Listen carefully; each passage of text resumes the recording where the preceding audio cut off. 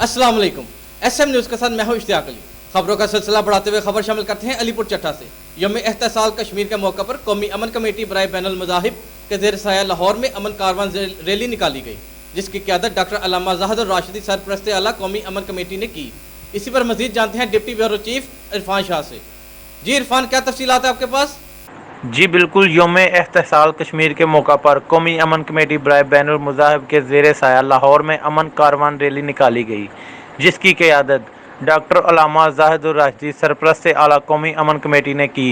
इन्होंने कहा कि मैं एजेंसियों को ये पैगाम नोट कराना चाहता हूँ कि मेरा ये पैगाम आलमी सतह पर जाना चाहिए कि जहाँ जुल्म होता है वहाँ एक अमन का मैदान लगना पड़ता है, और जनाब अली इब्ने अबी तालिब अलैहिस्सलाम के फरमान के मुताबिक अमन चाहते हो तो ताकत का मुजाहरा करो।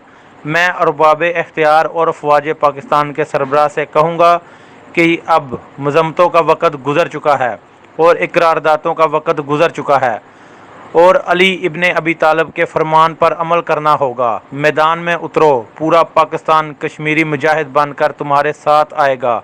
Senior vice chairman Syed Safdar Abbas Naqvi ने कहा कि जहाँ जहाँ जुल्म होगा अमन कमेटी मजलूमों की आवाज़ बनकर इनके साथ खड़ी होगी, और इन्होंने कहा कि मैं इंतज़ामिया का शुक्रगुज़ार हूँ जिन्होंने इतनी गर्मी में अमन कारवान रैली के साथ पूरा तावन किया।